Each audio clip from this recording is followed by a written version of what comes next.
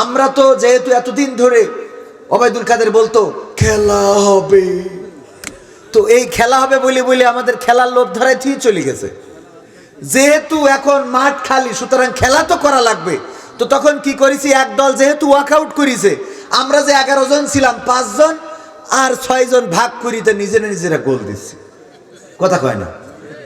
যেহেতু মূল প্লেয়ার মাঠ ছেড়িতেছে, তাহলে এখন কি করেছি, বিএনপিরা ধরেন 6 জন, জামাতরা 5 জন, আমরা নিজেরা গোলবার ঠিক করি তো খেলতেছি। অসুবিধা কোথায়?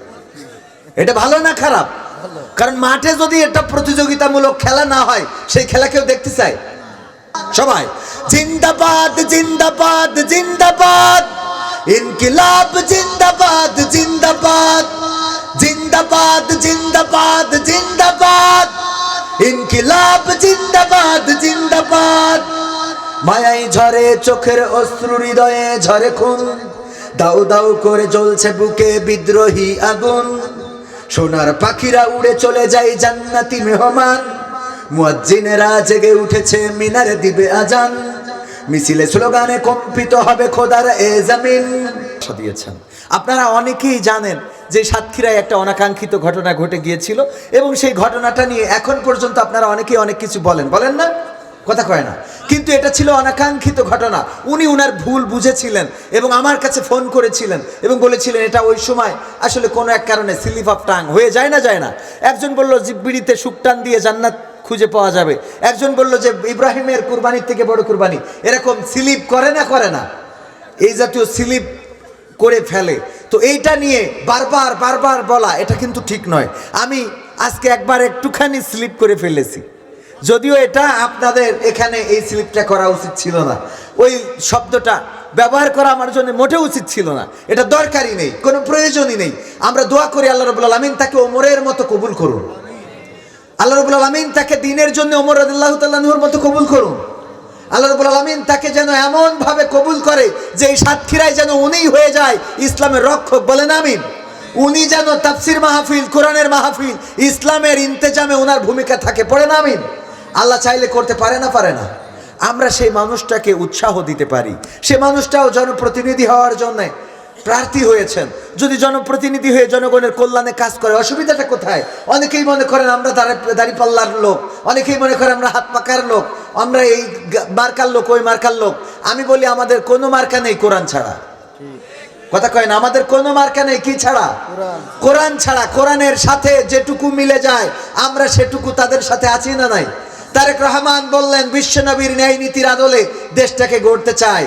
এই বক্তব্যের সাথে বিশ্বনবীর যে ন্যায় নীতির আদলে দেশ গড়তে চায়, এই বক্তব্যের সাথে আমাদের বক্তব্যের মিল আছে না নাই? কথা কয় না? তো বিশ্বনবীর ন্যায় নীতির আদলে দেশ গড়তে চাইলে আমাদের কোনো অসুবিধা আছে? ফখরুল ইসলাম আলমগীর বললেন যে কোরআন সুন্নাহর আইন দিয়ে দেশ চালানো হবে, কোরআন সুন্নাহ বিরোধী কোনো আইন করা হবে না। যদি সেটা হয়, এই কথার সাথে আমরা দ্বিমত পোষণ করার কোনো সুযোগ আছে? কথা কয় না? আছে। সুতরাং আমাদের কোনো মার্কা নেই। আমাদের মার্কা কোরআনের মার্কা, আমাদের মার্কা নবীর মার্কা। কোরআনের সাথে, রাসূলের আদর্শের সাথে যাদের মিলে যায় তাদের সাথে আমাদের সম্পৃক্ততা আছে না নাই? কিন্তু এইটার সাথে যদি মিল না থাকে, সে যত বড় দাড়ি পাল্লাওয়ালা হোক, ওই দাড়ি পাল্লাওয়ালার পিছনে আমরা যাব না। কথা ঠিক আছে তো? আমার কথা বোঝেননি মনে হয়? বুঝতে পেরেছেন? হাত পাখাওয়ালা যদি কোরআনের বাইরে চলে যায়, সেই হাত পাখার সাথে আমাদের আপোষ হবে না। বলতেছে 143টা না 45টা এ গ্রেডের আসন। কি গ্রেডের আসন? এ গ্রেডের আসন। তাদেরকে অনেকেই প্ররোচিত করতেছে যে আপনারা কেন এত আসন কম নিবেন, আপনারা বের হয়ে আসেন। এবার আলেম ওলামারা একটু ঐক্যবদ্ধ হয়েছিল, আমরা প্রত্যাশা করছিলাম তারা ঐক্যবদ্ধভাবে হয়তো ভালো কিছু করবে, কিন্তু গুতাগুতি আছে না নাই? কথা কয় না? আছে না নাই? এই জন্যে হুজুর দাওয়াত দিয়ে অনেক মাহফিলে গেলি দেখি আমাদের দ্বিতীয় বক্তা খুঁজি যে দ্বিতীয় বক্তা কয় পাশের ঘরে রাখছি। তা আমার এই ঘরে কেন? রাখছি হুজুর। মানে ওই কমিটিও জানে যে দুই বক্তা যদি এক ঘরে তুই গুতগুতিতে মারামারি করে বসতে পারে, তখন মাহফিলের সমস্যা হবে। তার থেকে দুই বক্তা দুই ঘরে থাক। এই সত্য বলছি না মিথ্যা বলছি? হ্যাঁ ভাই, আপনিও কি করিছে? সাইফুল্লাহ বিন আমাদের এনামুল হাসান বিন নূর ভাইয়ের আমি আসার আগে তাড়াতাড়ি নিয়ে আইছে যে এসে যদি আবার গুতগুতি করে। হ্যাঁ, এই জন্যে হুজুরা এই গুতোগুতি যদি বাদ দেয় সমাজটা শান্তিতে ভরে যাবে, বলেন ঠিক কিনা? এর আগে কিন্তু এই প্রশ্নটাই আমাকে করেছিলেন আমাদের প্রিয় মুহতারাম জনপ্রিয় জননন্দিত আপনাদের অঞ্চলের প্রার্থী, যে আপনাদের মধ্যে এত মতবিরোধ কেন, এত রেশারেশি কেন, এত দল কেন? এই প্রশ্নটাই করেছিলেন, যদিও আলোচনার আমার ওইটা প্রেক্ষাপট ছিল না। তো এই রেশারেশি এক জায়গায় ঢুকেও এক থাকতে পারতেছে না, এটা কোনো কথা হইল? বলেন। এই জন্য আলেমদের এক হওয়ার দরকার আছে না নাই? সকল আলেমকে আল্লাহ এক করে দিন, পড়েন আমিন। আল্লাহর পথে যারা চলে তাদেরকে এক করে দিন, বলেন আমিন। আমি বললাম যে কয়দিন আগে বিএনপির আয়োজনে আমি এক মাহফিলে বক্তা ছিলাম। তো বিএনপির আয়োজনে আমি মাহফিলে বক্তা, কেমন না একটু আমি আমার কথা বললো হুজুর, আমি বললাম কোনো সমস্যা নেই। আমরা তো যেহেতু এতদিন ধরে ওবায়দুল কাদের বলতো খেলা হবে, তো এই খেলা হবে বলে বলে আমাদের খেলার লোভ ধরায় ঠিক চলে গেছে। যেহেতু এখন মাঠ খালি, সুতরাং খেলা তো করা লাগবে। তো তখন কি করেছি, এক দল যেহেতু ওয়াকআউট করেছে, আমরা যে 11 জন ছিলাম 5 জন আর 6 জন ভাগ করিতে নিজেরা গোল দিচ্ছি। কথা কয় না? যেহেতু মূল প্লেয়ার মাঠ ছেড়িতেছে, তাহলে এখন কি করেছি, বিএনপিরা ধরেন 6 জন, জামাতরা 5 জন, আমরা নিজেরা গোলবার ঠিক করি তো খেলতেছি। অসুবিধা কোথায়? এটা ভালো না খারাপ? কারণ মাঠে যদি এটা প্রতিযোগিতামূলক খেলা না হয়, সেই খেলা কেউ দেখতে চায়? কথা কয় না? সেই খেলা কেউ দেখে? এই মাহফিলটা যদি আওয়ামী লীগের আমলে হইতো, আপনার কি মনে হয় এই মাঠে লোক জায়গা দিতে পারতেন? কারণ তখন খেলাটা জমতো ভালো। কিন্তু এখন বুঝে গেছে ও তো খেলা শেষ, যাই কি করবে, এই জন্যই একটু জমছে কম, ঠিক না বেঠিক?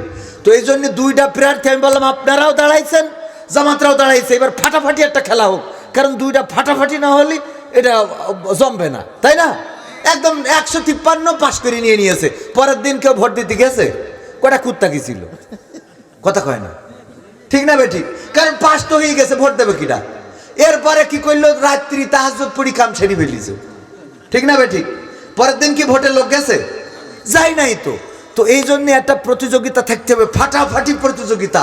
ডাইরেক্ট মনে করেন সেই প্রতিযোগিতায় মোটামুটি এবার যারা ক্ষমতায় যাবে সবাই মিলেমিশে একসাথে দেশের উন্নয়নে কাজ করতে হবে।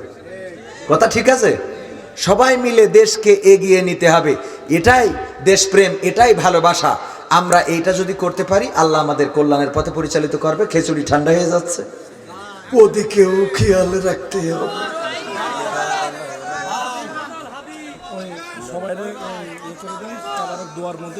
আচ্ছা, দোয়ার মধ্যে তাবারক দেবে। কার গজল? তাহেরি ভাই। এরা আবার জ্বালালো। এই তাহেরি ভাইয়ের আজকে পুরো পত্রিকা ভাইরাল।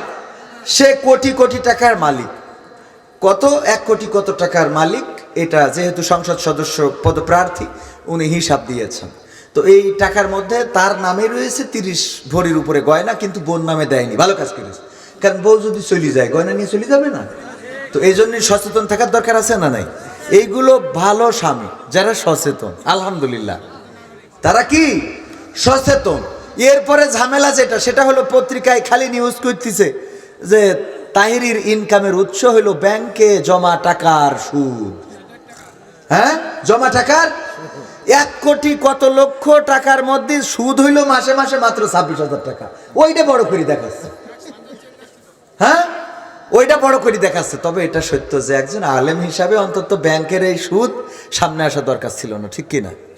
ব্যাংকের সুদ কেন নেবেন? ব্যাংকের এই যে ইন্টারেস্টটা কেন নেবেন? আপনি মুনাফা নিতে পারেন শরিয়া ভিত্তিক যে ব্যাংকগুলো পরিচালিত হয় সেখান থেকে, কিন্তু সুদ ভিত্তিক ব্যাংকে লেনদেন করে সেখান থেকে প্রফিট নেওয়া এটা স্পষ্ট হারাম, এটার কোনো সুযোগ। অনেকে আবার এটা বললে বলবে যে ইসলামী ব্যাংক তো ঘুরাইয়ে খায়, এরকম কয় না? ইসলামী ব্যাংক কি করে? এই ঘুরানোটাই হলো হালাল। ঘুরানোটা কি হালাল? একজন মেয়ে পছন্দ হয়েছে গদখালি যেয়ে, আপনি তারে বললেন আই লাভ ইউ, বললো আমিও আই লাভ ইউ, লাইলাতুল ফেব্রুয়ারিতে ঘুরে বেড়ালেন। হালাল না হারাম? কথা কয় না? হালাল না হারাম?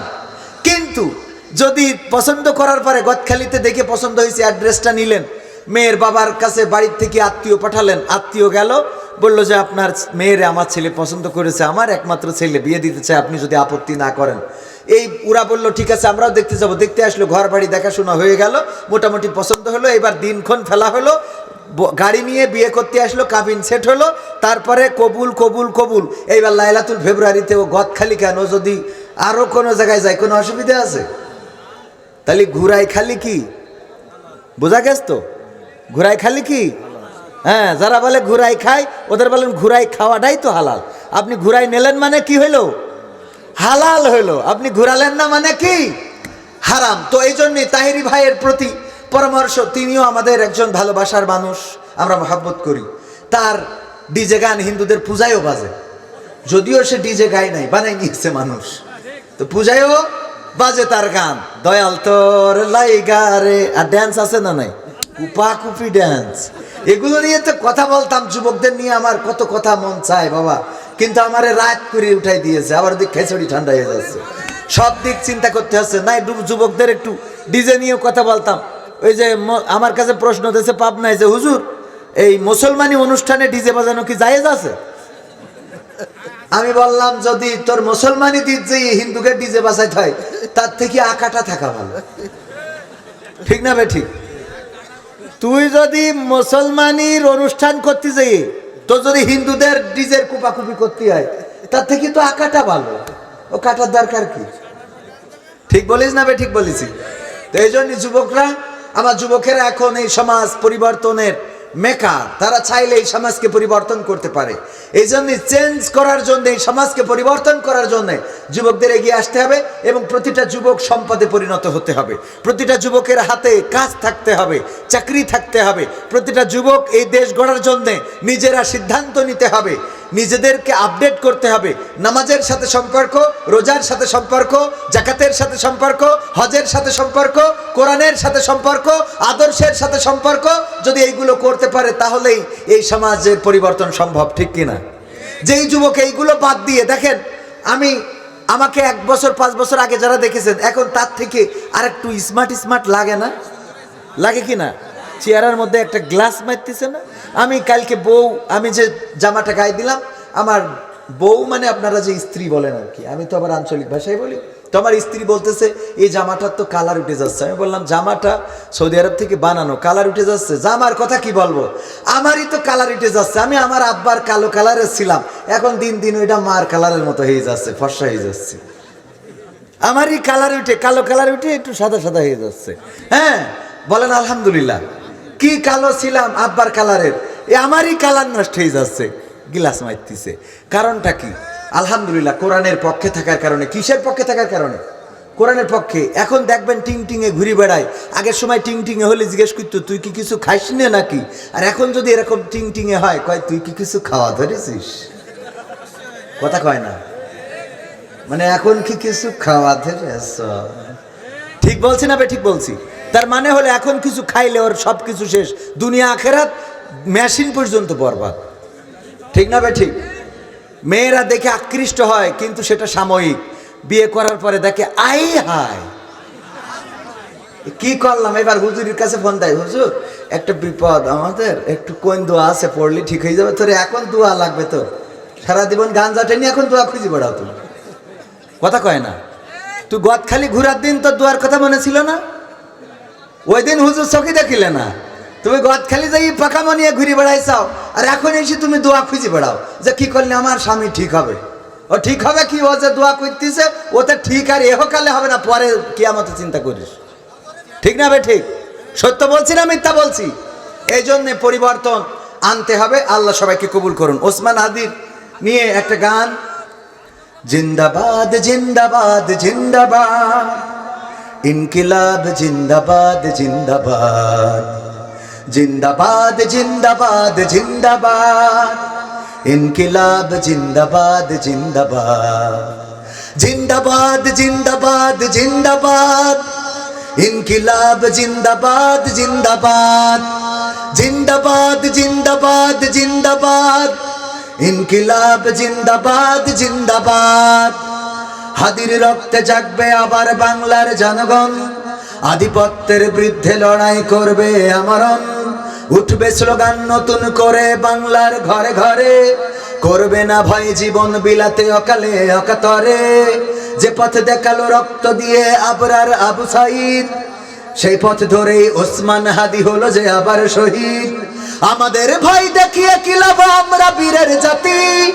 রক্ত যখন দিয়েছি তখন আমাদের ভয় দেখিয়ে কি লাভ, আমরা বীরের জাতি। জন্ম যখন নিয়েছি তখন মৃত্যু মোদের সাথী। পাহাড় ভেঙে তপ্ত মরিতে করি যে আমরা আবাদ, গোলামির ওই পিঞ্জর ভেঙে করব যে বরবাদ। জিন্দাবাদ জিন্দাবাদ জিন্দাবাদ জিন্দাবাদ, ইনকিলাব জিন্দাবাদ জিন্দাবাদ। জিন্দাবাদ জিন্দাবাদ জিন্দাবাদ, ইনকিলাব জিন্দাবাদ জিন্দাবাদ।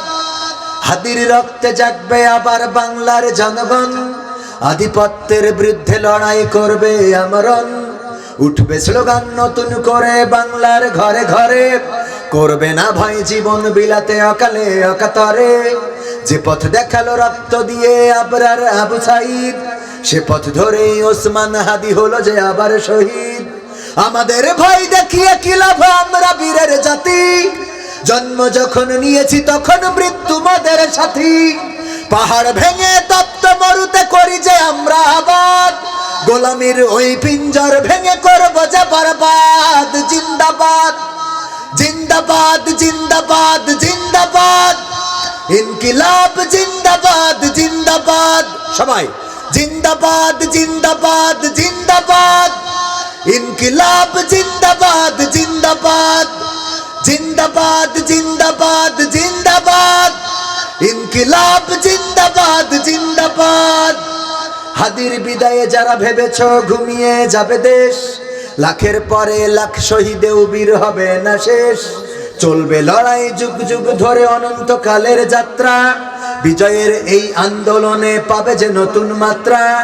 গাজীর চেয়ে শহীদ হাদি অনেক শক্তিশালী, ধ্বংস তারা করছে যারা দাদাদের দালালি। আমাদের ভয় দেখিয়ে কি লাভ, আমরা বীরের জাতি। জন্ম যখন নিয়েছি তখন মৃত্যু মোদের সাথী। পাহাড় ভেঙে তপ্ত মরুতে করি যে আমরা আবাদ, গোলামির ওই পিঞ্জর ভেঙে করব যে বরবাদ। জিন্দাবাদ সবাই জিন্দাবাদ জিন্দাবাদ জিন্দাবাদ, ইনকিলাব জিন্দাবাদ জিন্দাবাদ। জিন্দাবাদ জিন্দাবাদ জিন্দাবাদ, ইনকিলাব জিন্দাবাদ জিন্দাবাদ। মায়াই ঝরে চোখের অশ্রু, হৃদয়ে ঝরে খুন, দাউ দাউ করে জ্বলছে বুকে বিদ্রোহী আগুন। সোনার পাখিরা উড়ে চলে যায় জান্নাতি মেহমান, মুয়াজ্জিনেরা জেগে উঠেছে মিনারে দিবে আজান। মিছিলে স্লোগানে কম্পিত হবে খোদার এ জমিন, আজ কি বাকাল কায়েম হবে জমিনে খোদার দিন। আমাদের ভয় দেখিয়ে কি লাভ, আমরা বীরের জাতি। জন্ম যখন নিয়েছি তখন মৃত্যু মোদের সাথী। পাহাড় ভেঙে তপ্ত মরুতে করি যে আমরা আবাদ, গোলামির ওই পিঞ্জর ভেঙে করব যে বরবাদ। জিন্দাবাদ সবাই জিন্দাবাদ জিন্দাবাদ জিন্দাবাদ, ইনকিলাব জিন্দাবাদ জিন্দাবাদ। জিন্দাবাদ জিন্দাবাদ জিন্দাবাদ, ইনকিলাব জিন্দাবাদ জিন্দাবাদ। জিন্দাবাদ জিন্দাবাদ জিন্দাবাদ, ইনকিলাব জিন্দাবাদ জিন্দাবাদ। তো আমার তরিকুল ভাই উনি অনেক মহব্বত করেন, এতটাই মহব্বত করেন যে আমার বিভিন্ন কোর্টের অর্ডার দিয়ে আমার বিকাশ থেকে টাকাটা নিয়ে নেন। আলহামদুলিল্লাহ বলেন, অনেক মহব্বত করেন, ভালোবাসার প্রতিদান দিতে পারবো না। যা কিনে দেয় আলহামদুলিল্লাহ আমার থেকে টাকা নেয়, দুই একটা গিফট করে, একদম গিফট করে না এটা বলা ঠিক না। তবে হ্যাঁ দেখেন, আসলে অনেকেই অনেকভাবে দেখেন, আমরা এত দূর আসার পিছনে আল্লাহ রাব্বুল আলামিনের দয়া আছে, এটা ঠিক। এবং কিছু মানুষ আমাদেরকে গড়ে দিয়েছেন, তার মধ্যে আমি অনেকের কথা বলতে পারবো না। ফজলুর রহমান সোহেল ভাই চাঁদপুর, আমি যখন মালয়েশিয়ায় থাকতাম উনি বলতেন যে আপনি এখানে বাংলাদেশে অনেক কিছু করতে পারবেন, একদিন দেখা যাবে যে আপনি আমাদের ফোন ধরার, আমাদের মেসেজ রিপ্লাই করার সুযোগ পাচ্ছেন না। সত্য হলো যে আজকেও দেখলাম যে একটা মেসেজ দিয়েছে এক সপ্তাহ আগে, সেই মেসেজটা এখনো সিন করে রিপ্লাই করতে পারিনি। এই কথা যিনি বলেছেন তিনি, তার মেসেজটা পর্যন্ত এখন রিপ্লাই করা কষ্টসাধ্য হয়ে যায়। তৌফিক দিয়েছেন কে? কিন্তু কিছু মানুষ আমাদেরকে ভালোবাসে।